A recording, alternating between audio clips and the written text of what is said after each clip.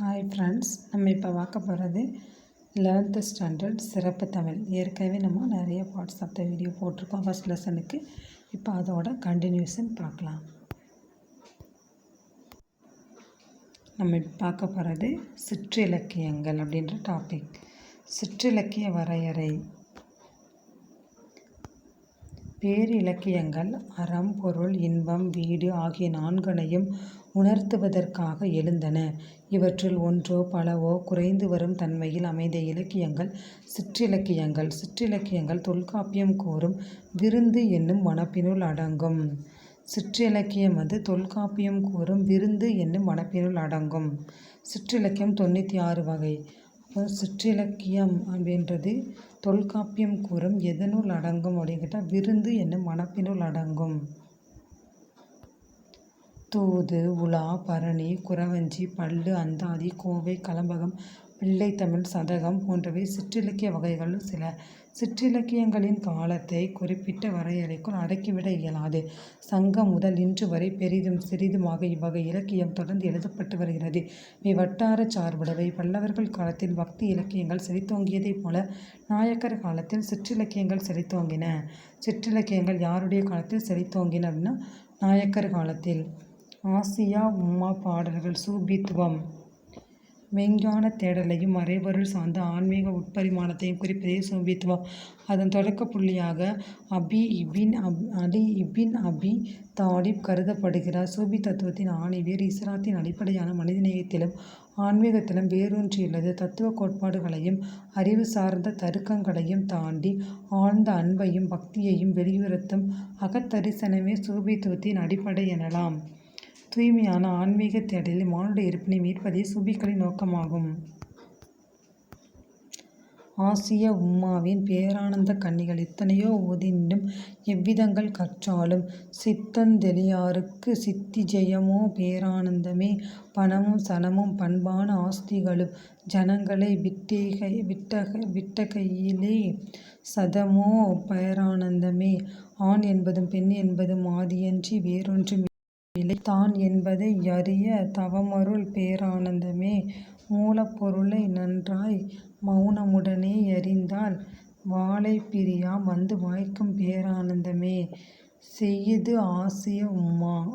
சீதாக்காதி மரபு வந்த ஹபீது முகமது மரைக்காயரும் ஹபீது உம்மாவுக்கும் மகளாக பிறந்தவர் செய்யது ஆசியா உம்மா. இவர் கல்வத்து நாயக்கரின் சீடர். இவர் மெய்ஞான தீபரத்தினம், மாளிகா ரத்தினம் ஆகிய பாடல்களை அரபு தமிழ் வடிவத்தில் இயற்றினார். இவை மெய்ஞான பாடல்களின் தொகுப்பில் இடம்பெற்றுள்ளது. எத்தனை வேதங்களை எம்முறையில் கற்றாலும் அறிவு தெளிவு அடையாத பேரின்ப நிலையாகும். அறிவதே பேரின்பலையாகும். சேர்த்த பொருட்செல்வங்களும் இந்த உலகில் சேர்ந்த உறவினர்களும் நேர்மறையாக சேர்த்த சொத்துக்களும் இறுதி நாளில் இவ்வுலகை விட்டு பிரிகையில் நிலைத்து நம்மோடு வருவதில்லை. பேரானந்த நிலையை இறுதியில் நிலையானது. ஆண் என்பதும் பெண் என்பதும் அன்றிலிருந்து இன்று வரை இருக்கின்ற பழமையேதானே தவிர வேறில்லை. தான் என்பதை அறியும் நிலையே பேரானந்தமாகும். உலகின் மூலப்பொருளை மௌனமாய் உணர்ந்து அறிந்தால் என்றும் இளமையாக இருக்கும் நிலை உண்டாகும். அதுவே அமைதி நிலையாகும். சர்வ சமய கீர்த்தனைகள் சமரச கீர்த்தனைகள். சிற்றிலக்கிய வகைகள் ஒன்று கீர்த்தனை. கீர்த்தனை என்னும் சொல்லுக்கு புகழ், இசை என்னும் பல பொருள் உண்டு. கீர்த்தனை என்பது இசைப்பாடல் என்பர். இசைக்கூறுகள் மிகுந்து காணப்படுவதால் இது கீர்த்தனை என பெயர் பெற்றது. சிந்து என்ற பாடல் வகையே கீர்த்தனையாக வளர்ச்சி பெற்றது. சிந்து என்ற பாடல் வகை தான் கீர்த்தனையாக வளர்ச்சி பெற்றிருக்கு. கீர்த்தனைகளில் சுரத்தை விட சொற்களுக்குத்தான் முதன்மை அளிக்கப்படுகிறது. இப்பாடல்களில் பல்லவி, அனுபல்லவி, சரணம் என்ற 3 அடைகள் அமையப்படும். 17ஆம் நூற்றாண்டில் தோன்றி வளர்ந்த சிற்றிலக்கிய வடிவம் பிற்காலத்தில் மக்களின் சிக்கல்களை பேசத் துவங்கியது. குடும்பம் சம்பந்தமான கீர்த்தனைகள் தாய் தந்தையரை வணங்குதல், உடல் உயிர் சகலமும் தேர் தந்ததே பன்றி உண்டோ இனிவேறு ஆடரும் உலகலாம் உமக்கடித்தாலுமே ஆமோ கைமாறு தேனினும் அமிழ்தினும் இனிதே எனக்கு நீர் செப்பிய தாலாட்டு வானினும் அமரர்க்கு வருமோ இதுபோல் மங்களத் திறப்பாட்டு இரவு முழுவதும் தூங்கா திருந்துநீர் எத்தனை காத்தீரே அரவு முதற்பல ஜந்துக்களால் வரும் ஆபத்தை தீர்த்தீரே. தோளினும் மார்பினும் இடையினும் மேயனை தூக்கி கொண்டலைந்தீரே. நீள்பஞ்ச காலத்தில் உள்ளே சோரெனக்கிட்டு நீர்ப்பசி துளைந்தீரே. மண்பிள்ளை ஆயினும் தன்பிள்ளை என்றனை மகிழ்ந்தா திரிந்தீரே. பண்புடன் என் பொருட்டாக நீர் பலவரையும் பணிந்து பசித்தீரே. எனக்கொரு சுகம் வரை உமக்கு வந்ததுபோல் எக்களிப்படைந்தீரே. எனக்கொரு துயர்வரை உமக்கு வந்ததுபோல் ஏங்கி உள்ளுடைந்தீரே. இளமைப் பருவத்தில் என்னால் வரும் துன்பம் எல்லாம் பொறுத்தீரே. தளர்ந்த பருவத்தில் உம்மால் வரும் துன்பம் சகிப்பது பெருஞ்சீரே. மையூரம் வேதநாயகன். இத்தகைய கீர்த்தனை பாடல்கள் சமரச நோக்கோடு பாடியவர் மையூரம் வேதநாயகன் ஆவார். பாடிய இசைப்பாடல் நூல் சர்வ சமய சமரச கீர்த்தனைகள் ஆகும். மையூரம் வேதநாயகம் பிள்ளை பாடிய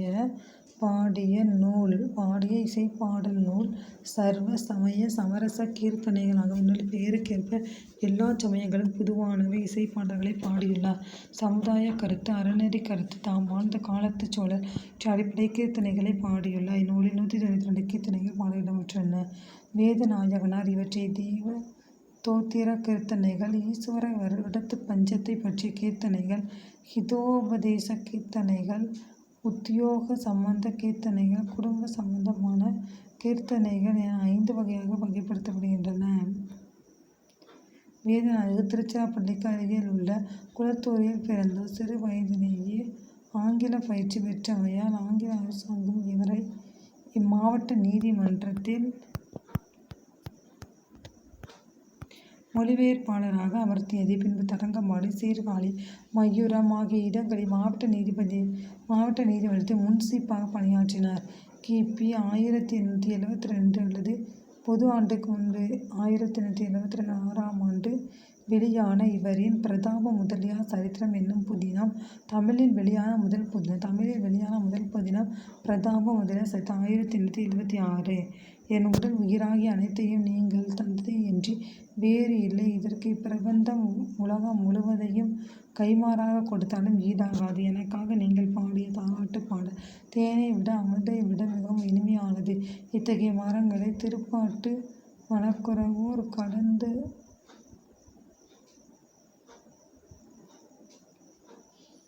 இனிமையானது. இத்தகைய மங்கள திருப்பாட்டு வானோருக்கும் கிட்டாதது ஆகும்.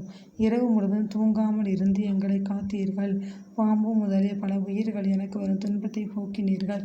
செல்லும் இடங்களெல்லாம் தோளிலும் மார்பிலும் இடையிலும் என்னை தூக்கிச் சென்றீர்கள். மிகுந்த வறுமையுற்ற காலத்தில் உங்கள் பசியை மறித்து எனக்கு சோறளித்தீர்கள். இத்தகைய குறைகள் இருப்பினும் உங்கள் பிள்ளை என்பதால் என்னை மகிழ்ச்சியோடு ஏற்றுக்கொண்டீர்கள்.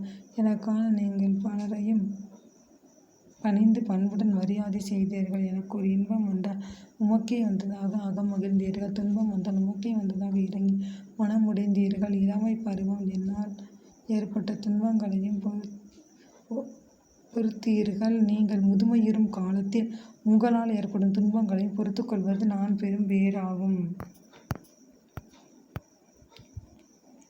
நெக்ஸ்ட் டாபிக் ஓவியப்பா பார்க்கலாம். Thank you friends. இந்த வீடியோ பிடிச்சிருந்தால் லைக் பண்ணுங்கள், ஷேர் பண்ணுங்கள், நம்ம சேனலை சப்ஸ்கிரைப் பண்ணுங்கள்.